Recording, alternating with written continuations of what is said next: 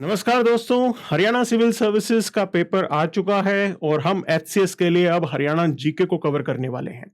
Multiple sessions में आपका Haryana GK यहाँ पे करवाया जाएगा और आज के इस सेशन में हम हरियाणा से जुड़ी हुई कुछ बातों को समझेंगे, जानेंगे कि कैसा है हमारा प्रदेश हरियाणा। आज के सेशन में हमारा फोकस होगा इन पर्टिकुलर 5 विषयों पे। बेसिक इंफॉर्मेशन, हरियाणा का डेमोग्राफिया कैसा है, निकनेम कैसे हैं अलग अलग जिलों के, वाइल्ड लाइफ सेंचुरीज और स्टेट सिंबल्स के बारे में। तो आइए शुरू करते हैं हरियाणा जीके। और जब हम हरियाणा की बात करते हैं तो हरियाणा का इतिहास बहुत पुराना है और पुराणों में भी हरियाणा के बारे में विवरण किया गया है, बताया गया है।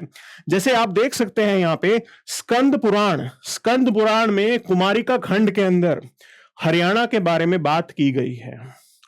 स्कंद पुराण ये मुख्य पुराणों में से एक है और स्कंद पुराण को हम शिव और पार्वती के पुत्र स्कंद के साथ एसोसिएट करते हैं, जिनको हम मुरुगन भी बोलते थे। अब जब हम हरियाणा की बात करें तो महाभारत से हमें जरूर कुछ ना कुछ समझना होगा और महाभारत में भी हरियाणा के बारे में बात की गई है। जैसे आप देख सकते हैं, महर्षि वेद व्यास ने महाभारत जो है टेक्स्ट लिखा था और महाभारत का युद्ध भी कुरुक्षेत्र में हुआ। कुरुक्षेत्र हरियाणा में ही है, सब ये जानते हैं। उस समय महाभारत के अंदर इस पर्टिकुलर धरती को कहा जाता था बहुधनायक, मतलब यहां पे अनाज बहुत होता था, अनाज की कोई कमी नहीं थी इस धरती के ऊपर। काफी खुशहाल ये धरती थी और आज भी वैसी ही है। और रोहतक जो शहर है उसको उस समय बोला जाता था नकुल दिग्विजयम। महाभारत के अंदर योद्धा कर्ण भी हुए और करनाल शहर को हम जो है कर्ण के साथ एसोसिएट करते हैं। ये महाभारत का युद्ध आज भी ऐसा कहा जाता है कि कुरुक्षेत्र के अंदर हमें ऐसे सबूत मिलते हैं जो ये प्रूव करते हैं कि महाभारत का युद्ध इसी धरती पे हुआ है। और महाभारत के अंदर भी कुछ विवरण है इस पर्टिकुलर धरती का, हरियाणा की धरती का। इसके अलावा यदि हम बात करें जो हमारे बाकी एपिक्स रहे हैं, अच्छे टेक्स्ट रहे हैं, जैसे कि महाभाष्या, हर्षचरिता, राजतरंगिणी, अष्टाध्याय, इन टेक्स्ट में भी हरियाणा के बारे में बात की गई है। अब हम इन टेक्स्ट को उठा के देखेंगे, जानेंगे इनके बारे में कुछ बातें। अष्टाध्याय की यदि आप बात करेंगे तो अष्टाध्याय को हम एक ग्रामर के रूप में जानते हैं और उनको बनाने वाले थे ऋषि पाणिनि। ये ग्रामर है संस्कृत भाषा की और इसको बनाने वाले थे ऋषि पाणिनि। उसी प्रकार महाभाष्या जो कि ऋषि पतंजलि के साथ एसोसिएटेड है, उन्होंने भी हरियाणा के बारे में कुछ बात कही है। हर्षचरिता की बात करें जो कि राजा हर्ष की बायोग्राफी के रूप में जानी जाती है और बाण भट्ट ने हर्षचरिता लिखी थी और इन्होंने भी यह बात कही कि हरियाणा जो है उस समय हरियाणा की धरती इस प्रकार की थी, काफी खुशहाल यहाँ पे लोग थे। राजतरंगिणी की जब हम बात करते हैं, राजतरंगिणी को हम नॉर्मली जानते हैं कि कश्मीर के राजाओं के बारे में इसके अंदर विवरण है, लेकिन उसके साथ साथ हरियाणा के बारे में भी जानकारी इसके अंदर दी गई है। और कश्मीरी हिस्टोरियन काल्हान ने यह किताब लिखी थी। तो ये तो इन किताबों से जुड़ी हुई बात हो गई। हरियाणा के बारे में जानकारी हमें जैन और बुद्धिस्ट टेक्स्ट से भी मिलती है, हम बिल्कुल भी उनको नजरअंदाज नहीं कर सकते। बुद्धिस्ट टेक्स्ट जैसे मझिम्मन निकाय और दिव्यवदन, इन टेक्स्ट में अगरोहा के बारे में बात की गई है। अब अगरोहा हरियाणा में है, हिसार जिले के अंदर है। ओके, दिव्यदान टेक्स्ट के अंदर अगरोहा के बारे में बात की गई है। पंच सुदानी टेक्स्ट के अंदर भी हरियाणा से रिलेटेड कुछ जानकारी हमें मिलती है। जब हम जैनिज्म की बात करते हैं तो अगरोहा जैनिज्म का भी एक इंपॉर्टेंट सेंटर था और यहां पे जैन स्कॉलर लोहाचार्य वो इधर रहते थे और अलग अलग इंपॉर्टेंट जो जैन टेक्स्ट हैं जैसे कथाकोश, भद्रबाहु चरिता, उसके बारे में जानकारी जो है यहां पे हमें मिलती है कि भद्रबाहु चरिता रतन नंदी ने जो है 1450 में लिखा था and Agroha was also the major centre of Jain religion. Agroha Hisar जिले में है। महाराजा अग्रसेन जो है वो भी अग्रोहा के साथ एसोसिएटेड है। सो ये जानकारी हमें जो है काफी अच्छे से पता होनी चाहिए, हमें अपना इतिहास अच्छे से जानना चाहिए। जब हम हरियाणा की बात करें, हरियाणा को बनाना, हरियाणा कब एग्जिस्टेंस में आया था, जैसे आप जानते हैं पहले जो है ये पंजाब का हिस्सा हुआ करता था और 1 नवंबर की पहली तारीख 1966 को हरियाणा जो है वो एग्जिस्टेंस में आता है, पंजाब से अलग हो जाता है और स्टेट रीऑर्गेनाइजेशन एक्ट के अंदर जो है यह एक अलग राज्य बनाया गया। अब हम इसको जरा देखें, टोटल एरिया जब आप देखते हैं, क्षेत्रफल यदि आप हरियाणा का देखेंगे तो ज्योग्राफिकल एरिया 44,212 स्क्वायर किलोमीटर है। दरअसल हरियाणा जीके के अंदर, हरियाणा सिविल सर्विसेज के अंदर इस तरीके के सवाल वो पूछ लेते हैं, ऑप्शन 2, 4, 6, 8 क्लोज ऑप्शन डाल के भी आपको कंफ्यूज किया जा सकता है। इसलिए हमें पूरा पता होना चाहिए कि हरियाणा का क्षेत्रफल जो है वो 44,212 किलोमीटर स्क्वायर है। और यदि हम रूरल एरिया की बात करें, rural area 42,235 square kilometre, urban area 1976 square kilometre. Latitude और लॉन्गिट्यूड के बारे में अगर हम देखेंगे तो लैटिट्यूड हरियाणा के हैं 27.39 नॉर्थ टू 30.35 नॉर्थ, और लॉन्गिट्यूड की बात करें 74.28 ईस्ट टू 77.36 ईस्ट। मैं एक बार इंग्लिश में भी बता दूंगा, 27.39 नॉर्थ टू 30.35 नॉर्थ, और लॉन्गिट्यूड की बात करें 74.28 ईस्ट टू 77.36 ईस्ट। सो ये हरियाणा का टोटल ज्योग्राफिकल एरिया और इससे रिलेटेड जानकारी है कि कैसे हमारे लॉन्गिट्यूड लैटिट्यूड हैं। यदि हम हरियाणा की बात करें तो हमें यह भी पता होना चाहिए कि बाकी किन पर्टिकुलर स्टेट्स के साथ हरियाणा की बाउंड्री लगती है। जी हाँ, स्टूडेंट्स बहुत कंफ्यूज हो रहते हैं इन चीजों को लेके कि भाई हरियाणा की बाउंड्री उत्तराखंड के साथ कहां लगती है, ठीक है ना, कभी कभी ऐसा कुछ सवाल दिमाग में आ सकता है।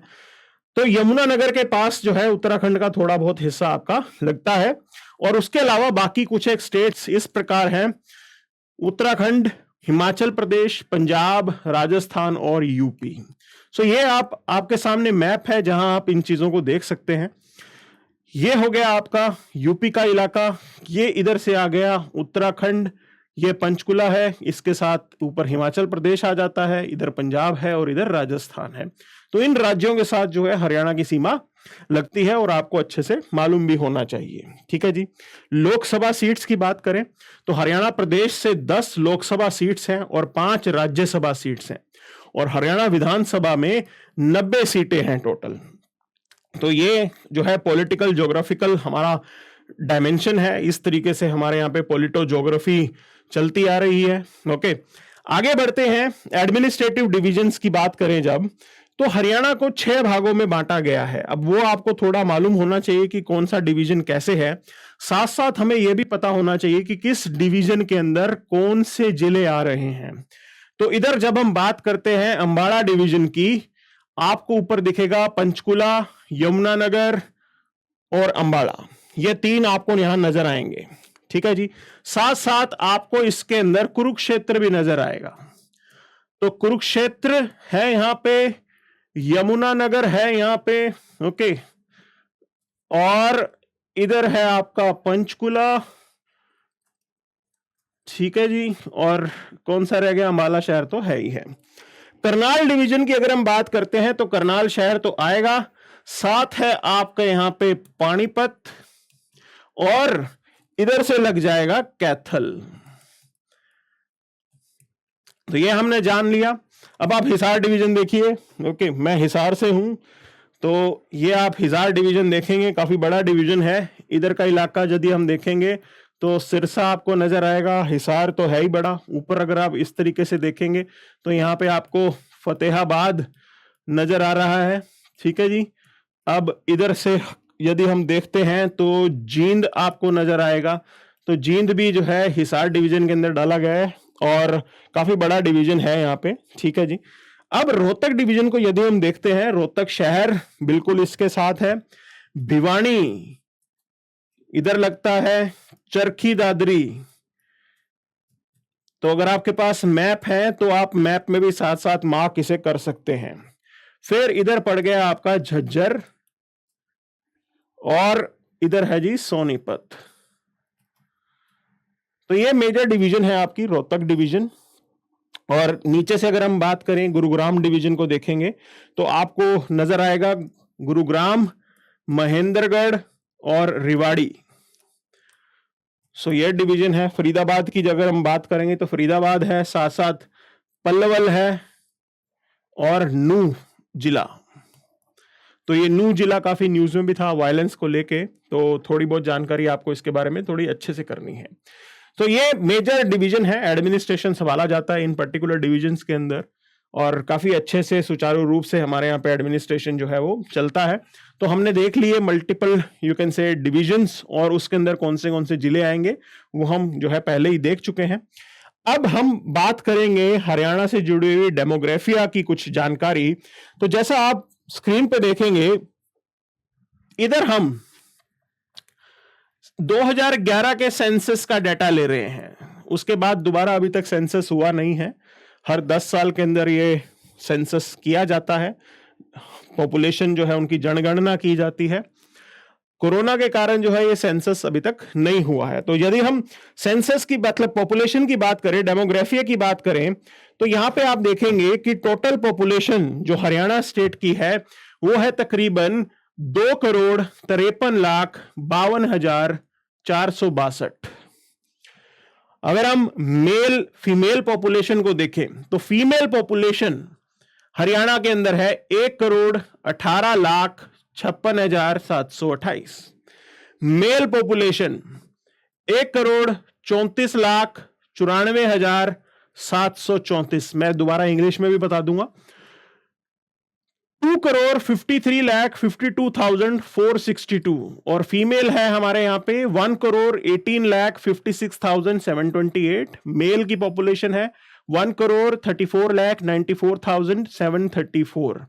सो ये हमारी पॉपुलेशन हो गई। अगर हम परसेंटेज टर्म से बात करें अर्बन और रूरल के अंदर, तो अर्बन पॉपुलेशन तकरीबन 34% है, 34.88 34.88% जो है हमारे यहां पे अर्बन पॉपुलेशन की है। रूरल पॉपुलेशन यदि आप देखेंगे तो 65.12% है, 65.12% हमारे यहां पे रूरल है। ठीक है जी। अब देखिए ये सेंसस का डाटा पुराना है, 2011 का है, लेकिन हमें अभी भी यही सरकारी डाटा जो है वो रेफर करना पड़ेगा। आगे देखते हैं यहां पे पॉपुलेशन डेंसिटी आप देखेंगे। सो पर स्क्वायर किलोमीटर तकरीबन 573 लोग जो है इस प्रदेश के अंदर रह रहे हैं। सेक्स रेशो 879 हमारे यहां पे सेक्स रेशो है, मतलब 879 फीमेल है फॉर 1000 मेल। 1000 मर्दों के कंपैरिजन में हरियाणा के अंदर 879 फीमेल पॉपुलेशन है। अगर हम हर 10 साल की परसेंटेज दर देखेंगे तो हमारे यहां पे हरियाणा के अंदर जो पॉपुलेशन ग्रोथ का जो डेटा है वो ये कहता है कि 17.64% पॉपुलेशन ग्रोथ इस प्रदेश के अंदर देखी गई है। लिटरेसी रेट की अगर हम बात करें कि कितने पढ़े लिखे हैं हरियाणा के अंदर, सो टोटल लिटरेसी रेट है 75.55%, 75.55% लोग यहाँ पे पढ़े लिखे हैं। मेल लिटरेसी रेट की बात करेंगे तो 84.06% मेल जो है वो लिटरेट है, पढ़े लिखे हैं। और फीमेल लिटरेसी की बात करें तो 65.94% जो है फीमेल यहाँ पे लिटरेट है। सो ये एक ब्रॉडर पिक्चर है, थोड़ा आइडिया हमें लग गया है यहाँ पे। शेड्यूल कास्ट पॉपुलेशन हरियाणा के अंदर 20.17% है, 20.17% जो है वो शेड्यूल कास्ट पॉपुलेशन है। तो ये आपको डाटा एज इट इज याद रखना है, ये नंबर है और पेपर के अंदर इन नंबरों में खेल किया जा सकता है, घुमाया जा सकता है आपको। अब आगे देखेंगे यहाँ पे। तो दोस्तों हम जो है प्रीलिम्स की टेस्ट सीरीज भी लेके आ रहे हैं आपके लिए। 1500 रुपए में जो है आप इस टेस्ट सीरीज को अवेल कर सकते हो। डिस्क्रिप्शन के अंदर लिंक दे रखा होगा, जानकारी दे रखी होगी, आप वहां से जो है ये टेस्ट सीरीज परचेज कर सकते हैं। अब आगे बात करेंगे फर्स्ट इन हरियाणा। तो हरियाणा के पहले सीएम की बात करें तो पंडित भगवत दयाल शर्मा जो है वो हरियाणा के पहले चीफ मिनिस्टर रहे हैं। पहला इलेक्शन 1967 के अंदर हरियाणा में किया गया। पहले स्पीकर जो हैं वो बीरेंद्र सिंह जी थे। First women speaker Shanno Devi ji. First Sahitya Akademi award winner Vishnu Prabhakar ji, वो भी हरियाणा से आते हैं। और मतलब उन्होंने, वो पहले थे हरियाणा से जिन्होंने विष्णु प्रभाकर, मतलब जिन्होंने साहित्य अकेडमी अवार्ड जीता है। यहाँ पे विष्णु प्रभाकर जी का नाम आता है। फर्स्ट हरियाणवी फिल्म हरफूल सिंह जाट जुलानी, यह हमारी पहली जो है हरियाणवी फिल्म रही है। और वो फिल्म जिसको जो है नेशनल अवार्ड मिला, वो पहली हरियाणवी फिल्म थी पगड़ी द ऑनर। सो ये जानकारी हमें पता होनी चाहिए हरियाणा के अंदर फर्स्ट क्या क्या हो चुका है। अब थोड़ा और इसको डिटेल में जानेंगे। भगवत दयाल शर्मा जी की जब हम बात करें, पंडित जी के नाम से इनको जाना जाता था और हरियाणा के अंदर ये चीफ मिनिस्टर रहे हैं हमारे पहले। और बाद में उड़ीसा स्टेट के गवर्नर के रूप में इन्होंने काम किया। उड़ीसा और मध्य प्रदेश के जो है गवर्नर भी रहे यहाँ पे। ठीक है जी। इनको सक्सीड किया इनके बाद जो हमारे सीएम आए राव बीरेंद्र सिंह जी। सो ये पता होना चाहिए आपको, आपके एग्जाम के लिए इंपॉर्टेंट है हरियाणा जीके में। अब जब हम शन्नो देवी जी की बात करते हैं तो ये थी हरियाणा की पहली महिला स्पीकर और she was the speaker of Haryana legislative assembly from 6 December 1966 to 17 March 1967। Okay. और भारतवर्ष में भी ये पहली वुमेन स्पीकर थी। किसी भी और राज्य में इससे पहले जो है महिला स्पीकर नहीं आई थी और हरियाणा ही वो पहला राज्य था जहां पे शन्नो देवी जी जो हैं वो पहली महिला स्पीकर बनती हैं। अब हम आगे देखते हैं, विष्णु प्रभाकर जी के बारे में कुछ बातों को जानेंगे। इनको साहित्य अकेडमी अवार्ड मिला। लिटरेचर के लिए जो है, साहित्य की रचना के लिए जो है ये अवार्ड दिया जाता है। और इन्होंने जो रचनाएं की ये भी आपको पता होना चाहिए। यहां आप देखिए, ढलती रात, निशिकांत, तट के बंधन, दर्पण का व्यक्ति, परछाई, कोई तो, अर्धनारेश्वर, ये इनकी क्रिएशंस हैं। ये साहित्य इन्होंने लिखे हैं। तो आपको ये सब पता होने चाहिए कि विष्णु प्रभाकर जी ने क्या क्या रचनाएं की। डिस्ट्रिक्ट्स के नामों की अगर हम बात करें, जो मेजर इंपॉर्टेंट डिस्ट्रिक्ट हैं, किस बेस पे उनका नाम निकाला गया है, उन जानकारियों को भी हम देखेंगे। तो जैसे आप देख सकते हैं, फतेहाबाद, फतेहाबाद का नाम जो है फिरोज शाह तुगलक के बेटे फतेह खान के नाम पे पड़ा। ठीक है ना। फिरोज शाह तुगलक के बेटे फतेह खान के नाम पे फतेहाबाद का नाम पड़ता है। भिवानी की यदि हम बात करें, it was named after wife of नीम नेम्ड भानी देवी। भानी देवी के नाम पे भिवानी का नाम पड़ता है। रेवाड़ी का नाम पड़ा, रेवत राजा की बेटी थी रेवती, उनके नाम पे रेवाड़ी का नाम पड़ गया। और चरखी दादरी, यहां पे दादर नाम की एक झील हुआ करती थी जिसपे नाम पड़ा चरखी दादरी। महेंद्रगढ़ का नाम पटियाला के राजा महेंद्र सिंह जी के नाम पे पड़ा। जींद, जयंती देवी का मंदिर काफी फेमस है वहां पे और उनके नाम पे जींद का नाम पड़ता है। करनाल हम ऑलरेडी देख चुके हैं कि महाभारत के अंदर योद्धा हुआ करते थे कर्ण, उनके नाम पे करनाल का नाम पड़ता है। अब आप देखेंगे आगे, अंबाला, भवानी अंबा, देवी भवानी अंबा जो है उनके नाम पे अंबाला का नाम पड़ता है। पल्लवल का नाम पड़ता है, एक असुर हुआ करता था पल्लवासुर, जिसको जो है बलराम, जो कि भगवान श्री कृष्ण के भाई थे, उन्होंने जो है मारा था, उनका वध किया था पल्लवासुर का। और ये जो शहर है पल्लवल, ये पल्लवासुर के नाम पे पड़ा था। ये जानकारी हमें होगी। अब ये जो वध हुआ था, एक फेस्टिवल भी सेलिब्रेट किया जाता है जिसको हम बलदेव छठ का मेला बोलते हैं, या मेला ऑर्गेनाइज होता है यहाँ पे और उसको कोमेमोरेट किया गया है एक तरीके से कि भाई बलराम ने जब पल्लवासुर का वध किया था, तो उससे रिलेटेड जो है ये मेला आज भी जो है वहां पे चल रहा है। पानीपत की बात करें तो ऋषि पाणिनि उनके नाम पे पानीपत पड़ा और रोहतक का नाम पड़ा रानी तारावती के पुत्र रोहितास के नाम पे। सो ये फैक्ट्स आपको पता होने चाहिए, हरियाणा के बारे में अच्छी जानकारी आपको होनी चाहिए। अब फेमस डिस्ट्रिक्ट की बात करें भी, पर्टिकुलर डिस्ट्रिक्ट किस पर्टिकुलर कारणवश फेमस है, तो कुरुक्षेत्र की बात करेंगे। कुरुक्षेत्र को हम धर्मक्षेत्र के नाम से भी जानते हैं कि महाभारत का युद्ध जो है वो यहां पे लड़ा गया था, धर्म की लड़ाई थी वो। और साथ साथ इसको सिटी ऑफ पार्क्स भी बोला जाता है, बहुत सारे पार्क हैं यहाँ पे इस शहर के अंदर। रेवाड़ी की यदि आप बात करोगे तो रेवाड़ी को ब्रॉन्ज सिटी कहा जाता है, पीतल नगरी, क्योंकि यहाँ पे ब्रास का काम बहुत होता था, पीतल का बहुत काम इधर होता था।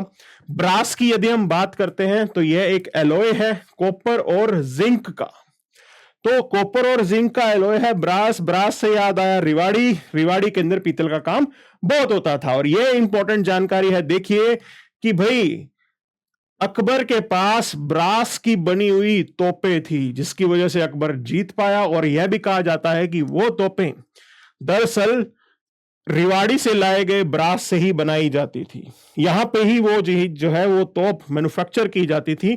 और एक तरीके से मुगल साम्राज्य को फैलाने में काफी इंपॉर्टेंट रोल रहा है इस शहर का। यदि हम बात करें, करनाल को हम पेरिस ऑफ हरियाणा बोलते हैं, क्योंकि करनाल में बहुत अच्छे अच्छे मॉन्यूमेंट्स हैं। जैसे पेरिस के अंदर फ्रांस में बहुत अच्छे अच्छे मॉन्यूमेंट्स हैं, उसे हम काफी मतलब लोग जाते हैं वहां पे देखने के लिए, उसी प्रकार करनाल है हमारा, और यहाँ पे भी काफी लोग आते हैं उन मॉन्यूमेंट्स को देखने के लिए, तो इसको पेरिस ऑफ हरियाणा बोलते हैं। जींद की बात करें, हार्ट ऑफ हरियाणा बोला जाता है, बिल्कुल जैसे दिल होता है किसी भी शरीर के अंदर, और जींद भी एक तरीके से बिल्कुल बीचों बीच इस पर्टिकुलर स्टेट के जो है वो विद्यमान है, रह गया है, एग्जिस्ट करता है। गुरुग्राम को साइबर सिटी कहा जाता है, क्योंकि यहाँ पे बहुत सारी आईटी कंपनियां हैं, और एक तरीके से ये आईटी कंपनियां ही गुरुग्राम की इकोनॉमी को आगे लेके जा रही हैं, और हरियाणा की इकोनॉमी में भी इंपॉर्टेंट रोल प्ले कर रही हैं। काफी ज्यादा रेवेन्यू हमें जो है, हमारे जो इंडस्ट्रियल एरियाज हैं, हमारे जो सेंटर्स हैं, जैसे कि गुरुग्राम, फरीदाबाद, पानीपत, उधर से मेजर रेवेन्यू आता है इस प्रदेश को, तो यह शहर हमारे लिए इंपॉर्टेंट है। तो गुरुग्राम आईटी सिटी, आईटी एक तरीके से चीजों के लिए जाना जाता है। यमुनानगर पेपर सिटी के नाम से जाना जाता है, यहाँ पे पेपर प्रोडक्शन होता है।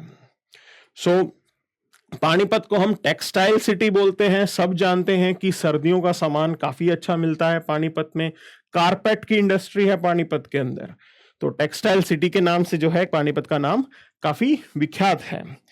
आगे यदि हम देखें, पंचकुला को नैनो सिटी बोलते हैं, एक छोटा सिटी, और यह भी एक मॉडर्निटी का ही एक एग्जाम्पल है। यह कहा जाता था कि पंचकुला को एक दूसरे आईटी हब के रूप में डेवलप किया जाएगा, कि ऐसा एक छोटा इंडस्ट्रियल सेंटर बनाया जाएगा जिसके अंदर इस रीजन के अंदर काफी नौकरियां पैदा हो सके। तो यह हमारा विजन था, और पंचकुला को नैनो सिटी के नाम से हम जानते हैं। फतेहाबाद को पिंक सिटी के नाम से जानते हैं, क्यों जानते हैं? इसका श्रेय जो है JS अलावत जी को जाता है, जो कि डेप्यूटी कमिश्नर थे फतेहाबाद के, और उन्होंने काफी इनिशिएटिव लिया, इस शहर को एक खूबसूरत शहर बना दिया, और आज आप फतेहाबाद को पिंक सिटी के नाम से जानते हो। हिसार को सब मैग्नेटिक या मैग्नेटिक सिटी कहा जाता है।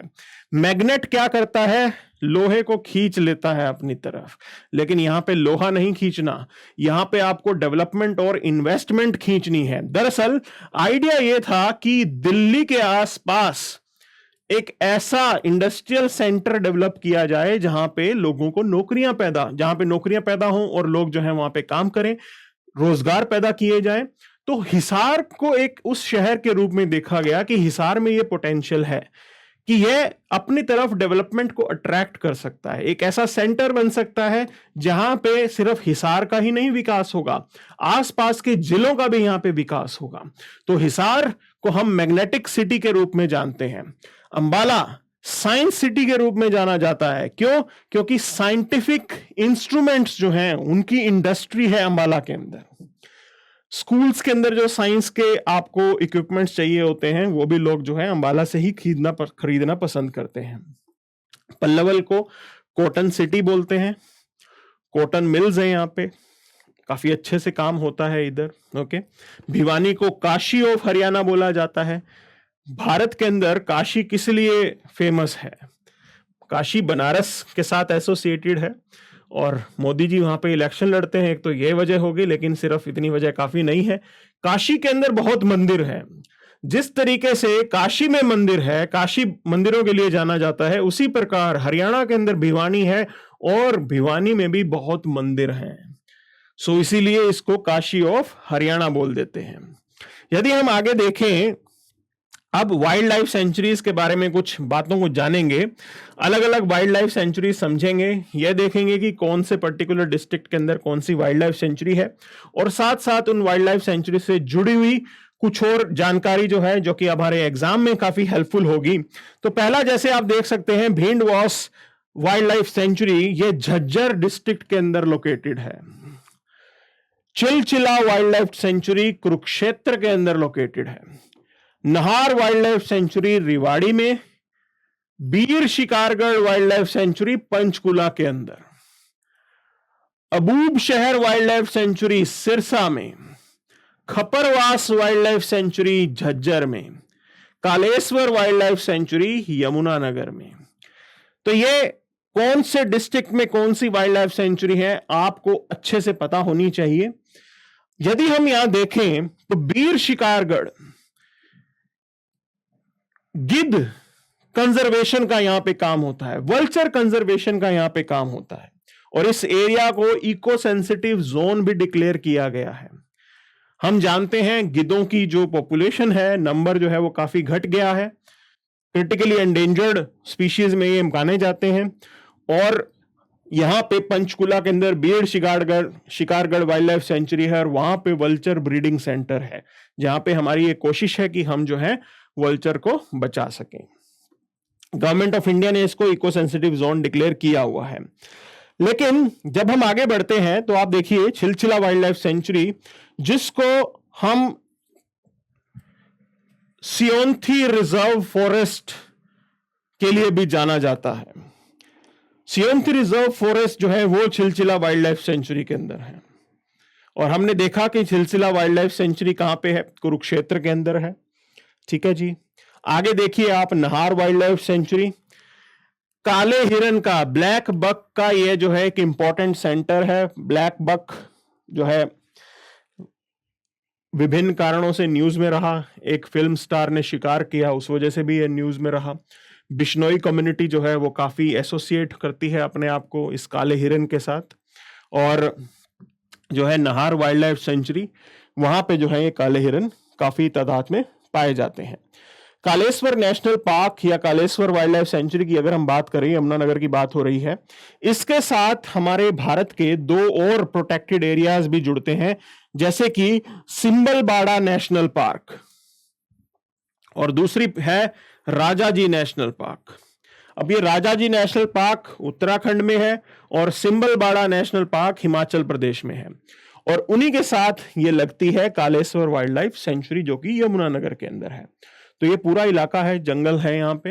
ओके, और ये पूरी जानकारी आपको अच्छे से होनी चाहिए। अब हम स्टेट सिंबल्स की बात करें हरियाणा की, तो स्टेट ट्री पीपल का पेड़, जिसको हम बोधि ट्री के नाम से भी जानते हैं।